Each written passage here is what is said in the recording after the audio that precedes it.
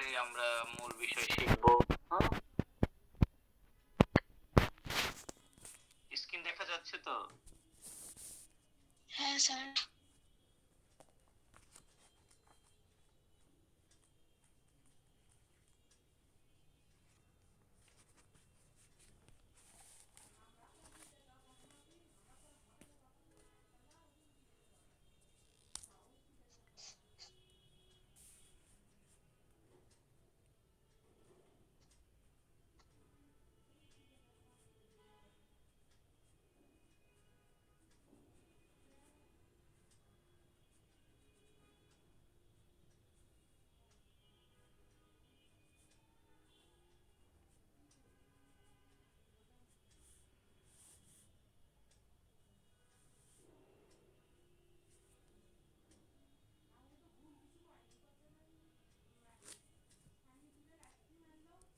যে বাংলা ভাষার কথা বলেছি, আমরা একটু শুনি।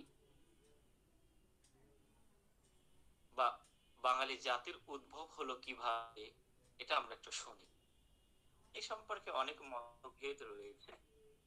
ধর্মের সাথে আমরা অনেক বিষয় কিন্তু মিলবে না, তো সে বিষয়গুলো না মনে রাখাই ভালো। আচ্ছা, তোমাদের আমি ভাষাটা না শেখাই, ওটা আবার অন্যদিকে যাবে, শুধু ব্যাকরণটার কথা বলি। 1743 সালের ঘটনা।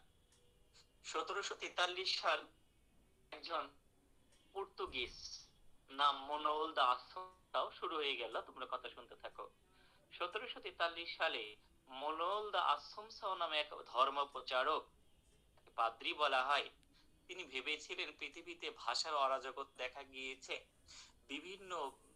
পৃথিবীর বিভিন্ন ভাষার ডিসিপ্লিন রক্ষা করার লক্ষ্যে তিনি একটি গ্রন্থ রচনা করেছিলেন। এই গ্রন্থটির নাম হচ্ছে ভোকাবুলারিও এন ইডিওমা বেনগুল্লাই ডিভাইডিডো এম ডুয়াস পার্টিস। 1743 সালে ল্যাটিন ভাষার অনুসরণে রোমান হরপে পর্তুগালের রাজধানী লিসবন থেকে তিনি কি করেছিলেন, এই গ্রন্থটি প্রকাশ করেছিলেন। গ্রন্থটির নাম আমি আবারও বলছি, ভোকাবুলারিও এম ইডিওমা বেনগুল্লাই পর্তুগিজ ডিভাইডিডো এম ডুয়াস পার্টি। এটা বিশাল একটা গ্রন্থ। এই গ্রন্থের কোন একটি চ্যাপ্টারে, কোন একটি লিসনে মনোল দা আসমসাও তিনি বাংলা ভাষার ডিসিপ্লিন নিয়ে, বাংলা ভাষার শৃঙ্খলা নিয়ে কথা বলেছেন। সেই অর্থে মনোল দা আসমসাও হচ্ছে বাংলা ভাষার ডিসিপ্লিন নিয়ে কাজ করা প্রথম ব্যক্তিত্ব। পরবর্তীতে আমরা দীর্ঘদিন আর সেরকম বাংলা ভাষার ব্যাকরণ নিয়ে ওকে ভাবতে দেখিনি।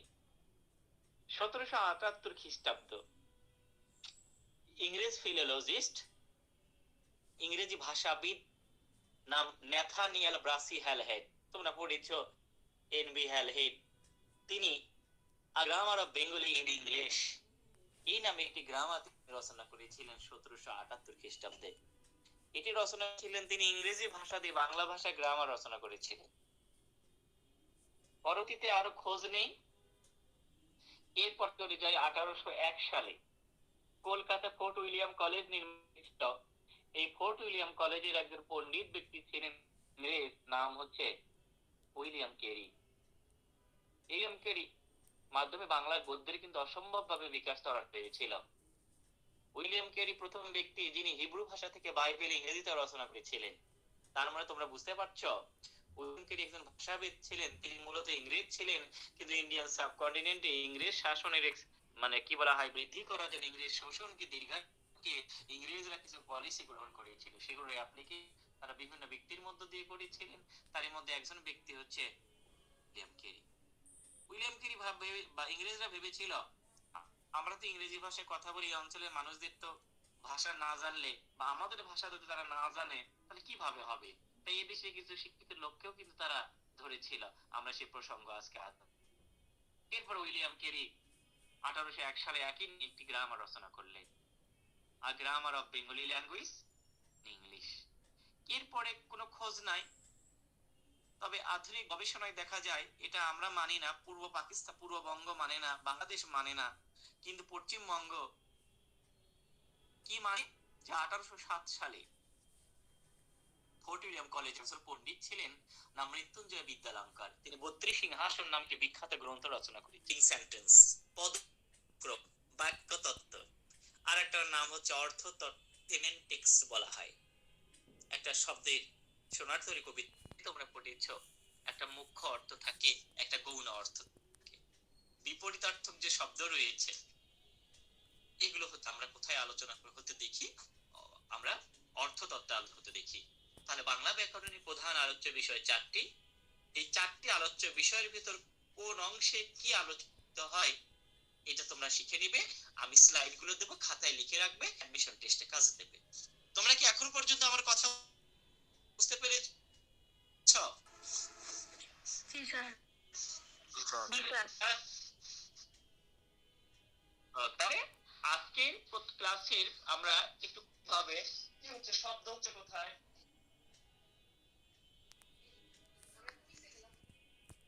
ঠিক আছে, তাড়াতাড়ি এসো।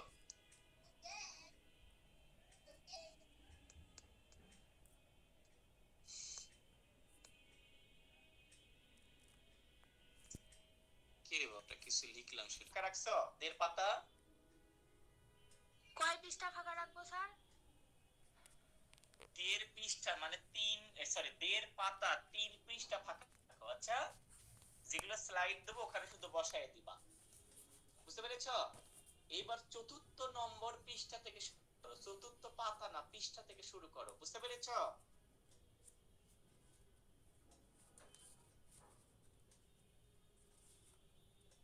এই বাবা, কি রে, এর কথা কবে?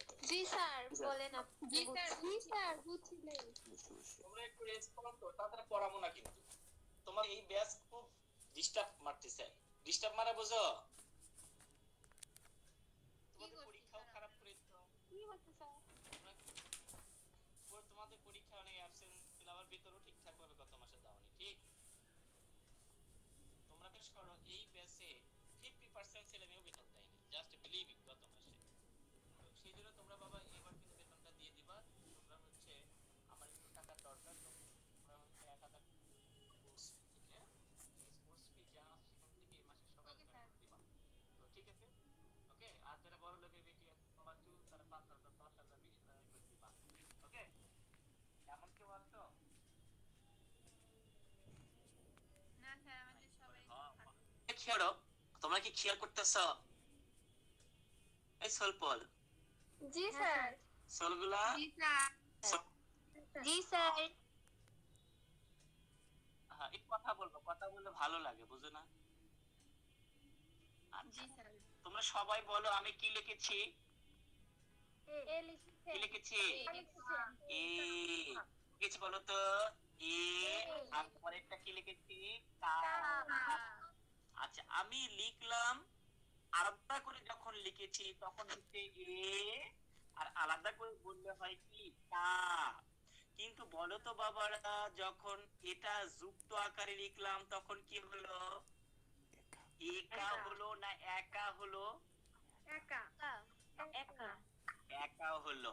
আসলে তুমি যেটা উচ্চারণ করলা, তোমরা যেটা উচ্চারণ করলা সেটা কি চোখ দিয়ে দেখলা নাকি কান দিয়ে শুনলা? মুখ দিয়ে উচ্চারণ করলাম।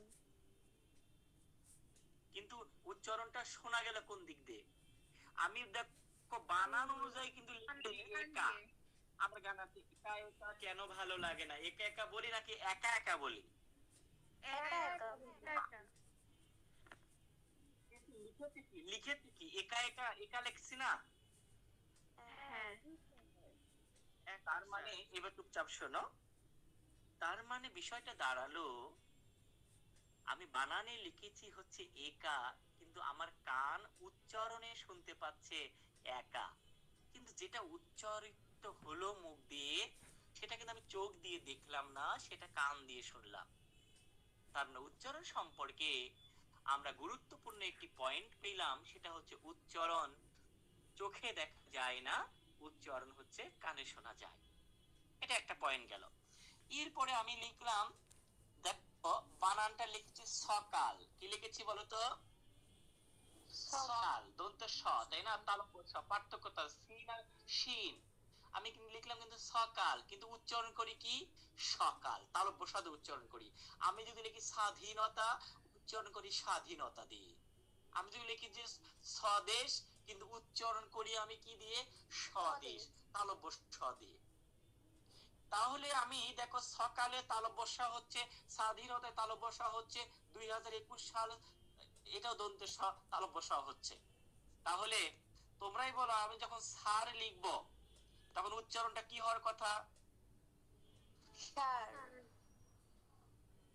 সার হওয়ার কথা, ঠিক না? তাহলে সকাল সকাল হলো, স্বাধীনতা স্বাধীনতা হলো, কিন্তু সার কেন সার হলো না? কেন হলো না? হলে কি হবে? অর্থের পরিবর্তন হবে। তাহলে উচ্চারণের জন্মটা কেন হয়েছে? উচ্চারণের জন্ম হয়েছে শব্দের, শব্দটার অর্থকে ঠিক রাখার জন্য। তার মানে উচ্চারণ শব্দকে মিনিংফুল করে, এর বাংলা হচ্ছে অর্থ বহন করে।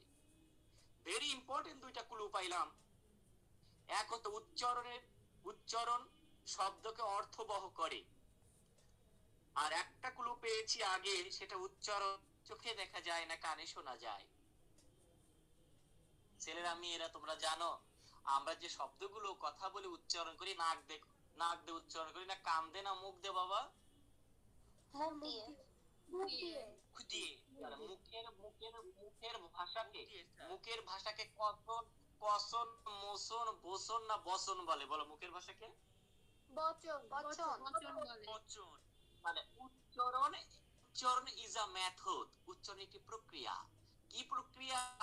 নাসিক্য না, বাচনিক প্রক্রিয়া। উচ্চারণ সম্পর্কে আমরা তিনটি গুরুত্বপূর্ণ বিষয় জানতে পেরেছি। একটা, উচ্চারণ একটি বাচনিক প্রক্রিয়া। এখন কি উচ্চারণ ডেফিনিশনটা তোমরা স্ক্রিনে দেখতে পাচ্ছ? দেখো, উচ্চারণ একটি বাচনিক প্রক্রিয়া যা চোখে দেখা যায় না কিন্তু কানে শোনা যায়। শব্দকে অর্থবহ করার নিয়ম রয়েছে। শব্দকে অর্থবহ করার নিয়ম বা নিয়মের সমষ্টিকে কি বলা হয় জানো? উচ্চারণ বলা হয়। বুঝতেছো? জি স্যার। স্যার আচ্ছা, খেয়াল করো। তাহলে উচ্চারণ একটি বাচনিক প্রক্রিয়া যা চোখে দেখা যায় না কিন্তু কানে শোনা যায়। শব্দকে অর্থবহ করার নিয়ম বা নিয়মের সমষ্টিকে উচ্চারণ বলা হয়। তাহলে উচ্চারণ শব্দকে কি বহ করে বলো তো সবাই? অর্থবহ করে উচ্চারণ কোন ধরনের প্রক্রিয়া গো? উচ্চারণ কোন ধরনের প্রক্রিয়া? যেটা চোখ দিয়ে দেখা যায়, যেটা সব চোখ দিয়ে দেখা যায়, সেটা বানান দেখা যায় না উচ্চারণ দেখা যায় চোখ দিয়ে? বানান দেখা যায়, বানান দেখা যায়। আর উচ্চারণটা কি দিয়ে শোনা যায় বলো?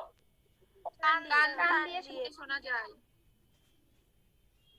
বুঝতে পেরে এবার তোমরা? আমরা আমরা তোমরা জানো, যুদ্ধ করার সময় অস্ত্র লাগে। মধুসূদনের আমরা দেখেছিলাম বিভীষণের প্রতি মেঘনাদ বারবার, মেঘনাদ বলেছিল সারদার যাব অস্ত্রাগারে। আমরাও এই উচ্চারণ একটি যুদ্ধের নাম, এই যুদ্ধে যাওয়ার আগে উচ্চারণ একটি মৌলিক নিয়ম কানুন আমরা শিখে নেব। তোমরা কি বুঝতে পেরেছো আমার কথা গো? জি স্যার। জি স্যার। বুঝতে পেরেছো তো? আচ্ছা, সেই আমরা মৌলিক নিয়ম কানুনের মধ্যে চলে যাচ্ছি। এবার তোমরা কি একটি খাতা দেখতে পাচ্ছ? খাতা? হ্যাঁ স্যার। জি দেখে স্যার। অস্পষ্ট মনে হয়, কিন্তু অস্পষ্ট হলে একটু লেখো। লেখো, ওই যে এখান থেকে লেখো উচ্চারণের মৌলিক নিয়মাবলী। ঠিক আছে বাবারা? স্যার এখন স্পষ্টই দেখা যাচ্ছে। আচ্ছা, জি স্যার। Very good.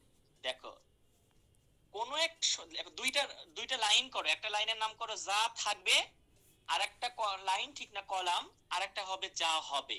মানে শব্দের ভিতর যা থাকবে সেটা উচ্চারণে আসলে কি হবে, তাই না?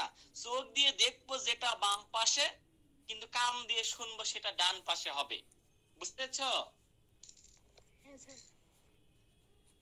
লেখো, লেখো, কোন একটা শব্দের ভিতর যদি রস্ব ইকার বা দীর্ঘ ইকার থাকে, এইটার নাম রস্ব। এটা রস্ব, তারপরে ইকার। আর এটার নাম আরেকটা আছে দীর্ঘ হয়। দীর্ঘটা যখন ইকার হয় তার নাম হয় দীর্ঘ ইকার। অনেকে বলে দীর্ঘ ইকার, অনেকে বলে হুসুকার, হর্ষকার। এগুলা তোমরা বলবে না। এর নাম কি হবে বলো তো তোমরা? এই বলো, এটার নাম কি? ইকার আর দীর্ঘ ইকার। হ্যাঁ, ভেরি গুড। যেহেতু এটা উচ্চারণের ক্লাস, দেখো আমি লিখেছি রস্য, রস্য, তারপরে রস্য ইংরেজি দেই রস্য ই কার। কি কার এটা বলো, কি নাম হবে? রস্য ই কার। এটা দেখতে কেমন, এই যে এইরকম, বুঝতে পেরেছো? আচ্ছা জি স্যার। আচ্ছা, এইবার খেয়াল করো তোমরা। তাহলে বিষয়টা দাঁড়ালো, মানে শব্দের ভেতর হ্রস্ব ইকার থাকলেও হ্রস্ব ইকারই হবে উচ্চারণে, দীর্ঘ ইকার থাকলেও উচ্চারণে হ্রস্ব ইকার হবে। যেমন আমি এক শব্দ যদি লিখি, তোমরা বুঝে নাও, আমি লিখলাম, আমার বইয়ের নাম হচ্ছে বিনা, মেরা বিনা, তোমাদের আন্টি হয়, তেরে বিনা। আচ্ছা, তাহলে এই যে বিনা একটি বানান, তাহলে এই বিনা বানানের দীর্ঘ ইকারটা পরিবর্তে হয়ে কি হয়ে যাবে বলো তো বাবারা? হ্রস্ব ইকার। রস্বইকার দেখো হয়ে উপরেরটা হচ্ছে বানান, উপরেরটা বানান, নিচেরটা হচ্ছে উচ্চারণ। ধরলাম কারো নাম মিনা, কারো নাম মিনা, এইবার বলো তো হ্রস্ব ইকারটা কি হয়ে যাবে? হ্রস্ব কিন্তু হ্রস্ব ইকারই থাকবে, মিনা। তোমরা আমার কথা কি বুঝতে পেরেছো বাবারা? জি স্যার। আচ্ছা, তার মানে একটা বুঝলে সবগুলো বুঝতে পারবে। এইবারে লেখো, হ্রস্ব উকার আর দীর্ঘ উকার যেটাই থাকুক, উচ্চারণ সব সময় হ্রস্ব উকার দিয়ে লিখতে হবে। উচ্চারণ সব সময় হ্রস্ব উকার দিয়ে লিখতে হবে। কে?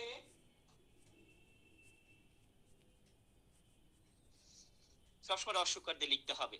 তারপরে লিখো, কোন শব্দের আদিতে যদি রিকার থাকে, মানে কোন একটা শব্দের প্রথম বর্ণে যদি রিকার থাকে, তাহলে রিকারের পরিবর্তে আমরা রি দেব, বয়ে বিন্দু রতে হ্রস্ব ইকার দেব। যদি আমরা এইভাবে লিখি, খেয়াল করো বাবারা, এইভাবে লেখো যে আমরা বললাম আমি তোমার কাছে ঋণী। খেয়াল করো, আমি তোমার কাছে ঋণী, বলো তো শব্দটার প্রথমে রিকার আছে, সেটা কি হয়ে যাবে? বয়ে বিন্দু রতে হ্রস্ব ইকার হয়ে যাবে। উচ্চারণের সময় দন্তন্য মূর্ধন্য থাকলে দন্তন্য হয়ে যায়, আর দীর্ঘ হয়ে যাবে হ্রস্ব ইকার। তোমরা কি বুঝতে পেরেছো? পেরেছো? সমস্যা হচ্ছে? তাহলে এবার খেয়াল করো, না না না, হ্রস্ব ইকার থাকলেও হ্রস্ব ইকার, দীর্ঘ ইকার থাকলেও হ্রস্ব ইকার হবে। রেজাল্ট সবসময় কি দিয়ে হবে? রসইকার। রেজাল্ট সবসময় হ্রস্ব ইকার দিয়ে হবে। ওকে, ভেরি গুড। এরপরে এরপর হ্যাঁ হ্যাঁ রিত, তাহলে হ্যাঁ তুমি ঠিকই বলেছো। আমরা আরেকটা एग्जांपल দিতে পারি, সেটা হচ্ছে আমরা লিখলাম, এটা হচ্ছে বানান হচ্ছে, সরি দেখো, আমরা লিখলাম হচ্ছে, কি রে বাবা, চোখ দিয়ে কম দেখি। আচ্ছা, আমরা কি লিখেছি বানানটা দেখো তোমরা, আমরা লিখেছি ঋতু, কিন্তু উচ্চারণ কি হবে দেখো, ঋতু। বুঝতে পেরেছো কি? জি স্যার। হ্যাঁ জি স্যার। ওকে, ঠিক ঠিক আছে। কঠিন মনে হচ্ছে কি? না স্যার। আচ্ছা, এরপর দেখো, শব্দের প্রথমে যদি ও থাকে, ওইকার থাকে, দেখতে পাচ্ছ কি? শব্দের প্রথমে যদি ওইকার থাকে, তাহলে ও আর হ্রস্বই হয়ে যায়, বা কারটাও তোমরা লিখতে পারো। আচ্ছা, শব্দের প্রথমে যদি ও থাকে, শব্দের প্রথমে যদি ও থাকে, তাহলে ও হয়ে যায়, ও আর হ্রস্ব হয়ে যায়। আচ্ছা, শব্দের ভিতর মূর্ধন্য ন থাকুক আর দন্তন্য থাকুক, উচ্চারণ সব সময় দন্তন্য দিয়ে তোমাকে লিখতে হবে। দেখো, উচ্চারণটা হচ্ছে মূর্ধন্য ন, মধ্যাহ্ন না, মাঝখানে আছে ওই মধ্যাহ্ন না, মিডল না, মূর্ধন্য ন। মূর্ধ একটা স্পেসের নাম, সেই মূর্ধা থেকে ন উচ্চারিত হয়ে এর নাম মূর্ধন্য ন, আর দন্ত থেকে ন উচ্চারিত হয়ে এর নাম দন্তন্য। তাহলে শব্দের ভিতর দন্তন্য থাকুক আর মূর্ধন্য ন থাকুক, উচ্চারণ সব সময় দন্তন্য দিয়ে করতে হবে। শব্দের ভিতর বর্গ জ থাকুক আর অন্তঃস্থ থাকুক, যেটাই থাকুক না কেন, উচ্চারণ সব সময় বর্গ জ দিয়ে করতে হবে। তোমরা কি বুঝতে পেরেছো? হ্যাঁ স্যার। আচ্ছা, উচ্চারণের ভিতর, বানানের ভিতর ও থাকুক আর অনুস্বার থাকুক, আমি আবারও বলছি, শব্দের ভিতর বা বানানের ভিতর ও থাকুক আর অনুস্বার থাকুক, উচ্চারণ সব সময় ও নিচে হর্স দিয়ে করতে হয়। বুঝতে পেরেছো বাবারা? হ্যাঁ স্যার। এইবার শব্দের ভিতর বা বানানের ভিতর ত থাকুক আর খণ্ডত ত থাকুক, উচ্চারণ সব সময় ত দিয়ে লিখতে হবে। কোন শব্দের, এবার রেপ দিয়ে একটা নিয়ম দেখতে পাচ্ছ, কোন শব্দের মাঝে বা শেষে রেপ থাকে কোন বর্ণের উপর, কোন শব্দের মাঝে বা শেষে কোন বর্ণের উপর যদি রেপ থাকে, উচ্চারণের সময় রেপটা বয়ে বিন্দু রতে হস হয়ে যায়। মানে রেপটা কি হয়ে যাবে, রেপটা হয়ে যাবে বয়ে বিন্দু রতে হস হয়ে। বুঝতে পেরেছো কি তোমরা বাবারা? হ্যাঁ স্যার। হ্যাঁ।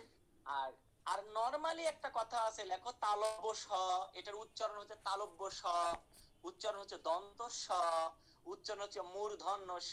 আমরা কিন্তু অনেকে আগে বলতাম পেট কাটা স, তাই না? আর এটা পেট কাটাও নাই বা সিজার করাও না। এখন আগে অনুযায়ী তো আগে পেট কাটা, তো এখন সিজারিয়ান স বলতে হবে সেই অনুযায়ী। এটার নাম আসলে মূর্ধন্য স। বুঝতে পেরেছো? জি স্যার। আচ্ছা, তাহলে আমরা লিখলাম তালব্য স, দ্বন্দ্ব স, মূর্ধন্য স, যেটাই থাকুক সবসময় তালব্য স দিয়ে উচ্চারণটা লিখতে হবে। এটা আমাদের ফার্স্ট অ্যাটেম্প, ঠিক আছে? তাহলে আমি ওই যে নাম সকাল, উচ্চারণটা কি হয়েছে সকাল দিয়ে। আমি বানানটা যদি স্বাধীনতা কি উচ্চারণটা হবে স্বাধীনতা দিয়ে। আমি লিখলাম এবারের সংগ্রাম মুক্তির সংগ্রাম, তাহলে সংগ্রাম লিখি, বানান লিখি দন্ত স দিয়ে, কিন্তু উচ্চারণ করতে হবে কোন স দিয়ে বলো? ছ। অবশ্যই। তালব্য স দিয়ে। আমি বললাম ওই যে তোমরা বললা একটা লোক, বা তোমরা একটা গরু দেখছো, ছেলে গরুর নাম বলা হচ্ছে ষাঁড়। কি বলা হচ্ছে? ষাঁড়। তাহলে উচ্চারণটা কি দিয়ে হবে বলো তো? তালব্য স দিয়ে হবে, ষাঁড়। তোমরা কি বুঝতে পেরেছো বাবারা? হ্যাঁ স্যার। জি স্যার। ওই যে ষাঁড় হলো ষাঁড়, ষাঁড়টাকে উপরে একটা বানান, নিচেটা উচ্চারণ। তা আমি যদি আবারও বলি, আমি বলি তুমি আমার প্রথম সকাল, তাহলে উচ্চারণটা কি দিয়ে হবে? সকাল।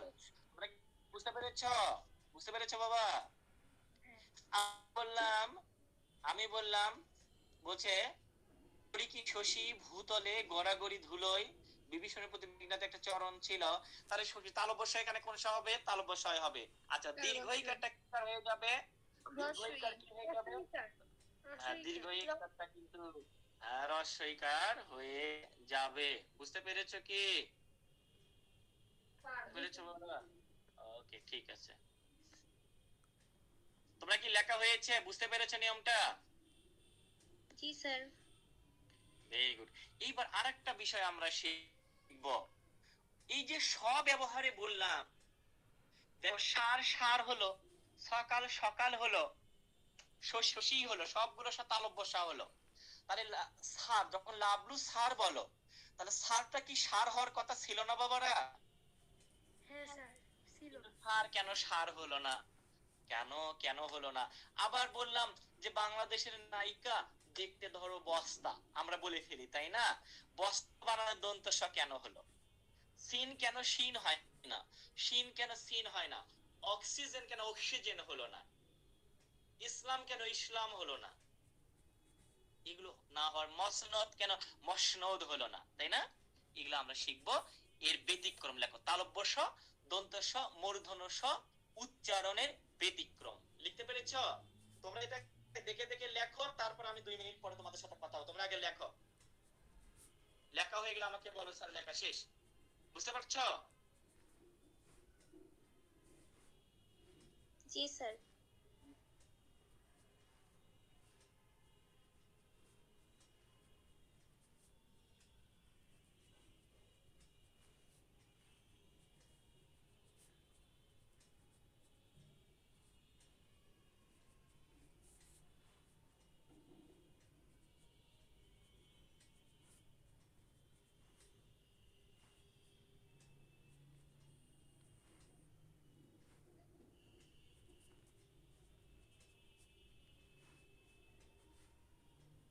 এবার হয়েছে? না স্যার। তাড়াতাড়ি করো। তোমরা লেখো আর শোনো, লেখো আর শোনো। আমি একটি শব্দ লিখি, তোমরা তোমরা লিখতে থাকো, তোমাদের কাজ করো। আমি লিখলাম বৃষ্টি। দেখা আমি যায় না লিখলাম স্যার। বৃষ্টি। ও দেখা যাচ্ছে না? না স্যার। না। তোমরা কি এখন বৃষ্টি লেখাটা দেখতে পাচ্ছ? হ্যাঁ স্যার। হ্যাঁ স্যার এখন ঠিক আছে। দেখো তো বৃষ্টি বানানে যুক্ত বর্ণ আকারে মূর্ধন্য ষর সাথে যুক্ত আকারে কি আছে? ট ট ট আছে, কিন্তু এখানেও তালব্য শয় হবে। তবে কখনো যদি যুক্ত বর্ণ আকারে তালব্য স বলো, দন্ত স বলো, মূর্ধন্য স বলো, এর যে কোনো একটার সাথে শুধু যদি ত থাকে, অথবা থ থাকে, অথবা ল থাকে, অথবা দন্ত ন থাকে, রেপ থাকে, বা রিকার থাকে, বা র ফালা থাকে, তখন সব সময় উচ্চারণে দন্ত স দিতে হবে। কিন্তু বৃষ্টিতে কি দন্ত স হবে না তালব্য স হবে বলো তো? তালব্য স। তালব্য হবে। কিন্তু আমি যে বস্তা বানান লিখেছি, উচ্চারণে বস্তা বানান কোন স হবে বলো? এইবার খেয়াল করো, আমি লিখলাম যে ক্লেশ, আমি লিখলাম ক্লেশ মানে দুঃখ, শব্দ লিখেছি। এবার বলো তো বাবারা, ও ক্লেশ সাথে হবে না, সরি সরি, এটা এটা হবে না। আমি অন্য একটা শব্দ লিখি, তোমরা খেয়াল করো। লিখলাম হচ্ছে শ্লেষ লিখি, যেটা শ্লেষ লিখতে চাইছিলাম। শ্লেষ, শ্লেষ মানে বাঁকা কথা। তোমরা কি শ্লেষ কথাটা দেখতে পাচ্ছ? হ্যাঁ স্যার। বলো তো তালব্য স সাথে যুক্ত আকারে কি দেওয়া আছে? ল। ল ল তাহলে উচ্চারণ কোন স হবে? দন্ত স। দন্ত Very good. উচ্চারণে কিন্তু দন্ত স হয়ে যাবে স্লে। আর লাস্টের মূর্ধন্য স কোন স হবে তো দেখি? তালব্য স হবে, ঠিক কি না? মানে দেখো এই পার্থক্যটা কি বুঝতে পেরেছো তোমরা বাবারা এখন? দেখো শ্লেষ প্রথমটা হচ্ছে বানান আর পরেরটা উচ্চারণ, এক জায়গায় মূর্ধন্য স তালব্য স হলো, এটা স্বাভাবিক নিয়ম। কিন্তু কখনো যদি এই তিনটা স, শয়েরা তিন ভাই, তালব্য স, দন্ত স, মূর্ধন্য স, এই তিনটার সাথে যদি যুক্ত আকারে জয়েন্ট আকারে জোড়া লাগে, ত থাকে বা থ থাকে, ল থাকে বা দন্ত ন থাকে, বা র ফালা থাকতে পারে, রিকার থাকতে পারে, তাহলে সব সময় তোমরা কোন স দিবে? দন্ত স। দন্ত স। এইবার সারের প্রসঙ্গটা আছে, সিন শিন অক্সিজেন ইসলামের কথা আসে। এগুলো হচ্ছে আরবি শব্দ বা ফার্সি বা ইংরেজি শব্দ। বাংলা একাডেমির উচ্চারণ অভিধান কি বলছে? যে আরবি ফার্সি ইংরেজি শব্দে যদি তালব্য স থাকে তাহলে তালব্য সই হবে, বানানের ভিতরে যদি দন্ত থাকে তাহলে উচ্চারণে দন্ত সই রাখতে হবে, পরিবর্তন করা যাবে না, তাহলে অর্থের পর হবে। কারণ উচ্চারণের জন্মই হয়েছিল অর্থকে ঠিক রাখার। তোমরা কি বুঝতে পেরেছ? ওকে, তাহলে লেখো, লেখা কি হয়েছে তোমাদের? জি স্যার। হ্যাঁ স্যার। তাহলে বলো তো বাবা, ইসলাম, ইসলাম ফার্সি শব্দ, ইসলামে কোন স হবে? আমি বানানটা লিখছি দন্ত স দিয়ে, কোন স হবে উচ্চারণে? দন্ত স হবে। দন্ত স হবে। আচ্ছা, আমি আরবি একটি বর্ণ লিখলাম সিন, দন্ত স দিয়ে লিখেছি সিন, তাহলে বানানটা ওই উচ্চারণটি হবে কোন স দিয়ে? দন্ত স হবে। আচ্ছা, আমি অক্সিজেন বানান দন্ত স দিয়ে লিখেছি, উচ্চারণে কোন স হবে? দন্ত স। কিন্তু আমি এইবার যদি বলতে চাই তুমি মোর জীবনের সাধনা, তাহলে সাধনা বানান লিখলাম দন্ত স, উচ্চারণ করবা কি দিয়ে?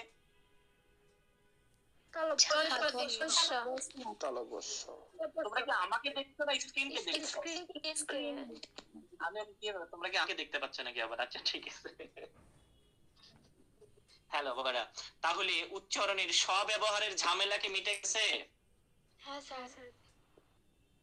সেদিন একটি মেয়ে কি সাতমাথায় পৌর পার্কের ওখানে একটা ছেলেকে বলতেছে, বলছে তুমি আমার আশ্রয়, তোমাকে স্যার আমি তুই মরে যা, বাঁচার দরকার নেই।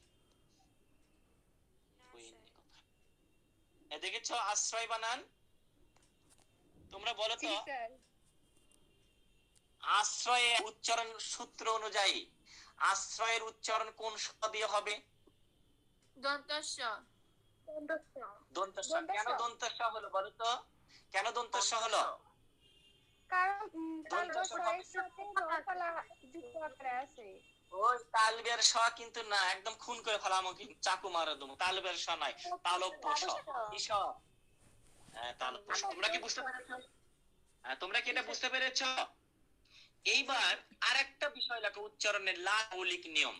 এটা তাড়াতাড়ি দেখে দেখে লেখো, তারপরে বুঝে দিচ্ছি। আর লেখো, লেখো তারপরে বুঝে দিচ্ছি।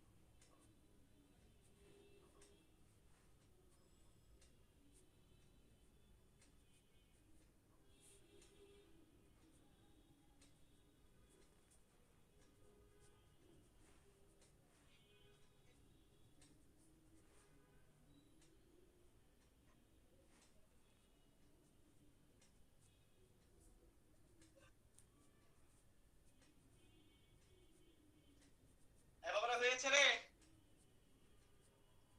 না স্যার। তোমরা এত স্লো কেন গো? আমরা স্লো না স্যার, হাত স্লো। ও আসলে ঠিকই বলেছো।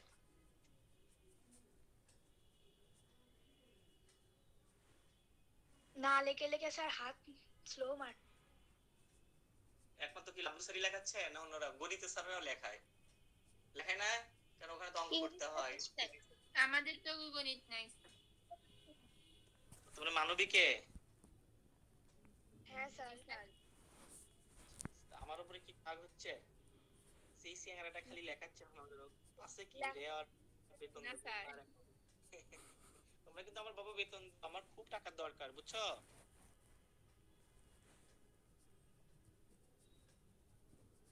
এবং কোনোভাবে যেন 15 তারিখে স্যার অবশ্যই দিব। এক্সিড না করো। আমি কিন্তু তোমরা প্রথম দিয়ে কিছুই বলিনি, সত্যি তোমাদের আমি খুব স্নেহ করি। তোমরা নিজেরাও জানো যে আমরা আসলে বেতন দেইনি, যারা দাওনি তারাই জানো। তোমরা দিয়ে দিও বাবা, কষ্ট করে পড়াই। হ্যাঁ, লেখা কি হয়েছে? হ্যাঁ স্যার। জি স্যার। আচ্ছা, আমরা এই নিয়মটা এখন বুঝবো। তোমরা খেয়াল করো, এক নিয়ম বলছে, এটা খুবই সহজ। মানে কোন একটা শব্দের মধ্যে যদি বানানের ভিতরে যদি যুক্ত বর্ণ এসে যায়, বানানের ভিতরে যদি ফলাযুক্ত কোন ব্যঞ্জন এসে যায়, উচ্চারণ লেখার সময় তা অবশ্যই ভাঙা লাগবে। ভাঙা কিন্তু লাগবেই, বুঝতে পেরেছ? আসলে ওই বানানটা কিন্তু লিখা হবে না, লেখা হবে। তোমরা কি বুঝতে পেরেছ? লিখ যোগ আসমান লেখা হয়, আমি কিন্তু বানানটা ভুল করে লিখেছি, তোমরা লিখা লিখবা না, লেখা হবে। বুঝতে পেরেছ? তোমরা কি এটা দেখো? তাছাড়া বুঝলে আব্দু স্যার বানান ভুল করছে, এটা আমার দোষ না, এটা প্রিন্টিং মিস্টেকস। আচ্ছা খেয়াল করো, তাহলে পৃথিবীতে যে কোনো বানানের ভিতরে যদি যুক্ত ব্যঞ্জন বর্ণ থাকে, পৃথিবীর কোনো বানানের ভিতরে যদি ফলাযুক্ত ব্যঞ্জন থাকে, উচ্চারণে ভাঙে লেখা লাগবেই। আর ভাঙানোর সময় প্রথম যোগটার নিচে তোমাকে হস চিহ্ন দেওয়া লাগবেই। তুমি কি বুঝতে পেরেছ? যেমন আমি বললাম তুমি আমার মুক্তা, তুমি আমার কিতা মুক্তা। তোমরা কি দেখতে পেরেছো স্ক্রিনে মুক্তা বানানটা দেখতে পাচ্ছ? জি স্যার। বলো তো, এই এই এই বানানটার ভিতরে যুক্ত ব্যঞ্জন কি ক আর ত আছে না? হ্যাঁ স্যার। বাংলা একাডেমি উচ্চারণ অভিধান কি বলছে বাবা জানো? বলছে এটাকে ভেঙে লিখবে। এই যে মুটা ঠিক থাকলো, তারপরে যুক্ত ব্যঞ্জন ভাঙো, তারপরে আমি কি দিলাম তা। তোমরা যেন স্পেস দিও না, আমাদের স্পেস দেওয়ার দরকার নাই, আমি দিলাম। বলো তো এখন এটা হইছে কোনটার নিচে হসন্ত চিহ্ন দিতে হবে বলো? ভেরি গুড, এটাই বোঝানোর জন্য। তাহলে এক নম্বর নিয়মটা ছিল যে পৃথিবীর যত শব্দের যুক্ত ব্যঞ্জন বর্ণ আছে, উচ্চারণ লেখার সময় প্রতিটার নিচে তোমরা এই হসন্ত চিহ্ন ব্যবহার করবে।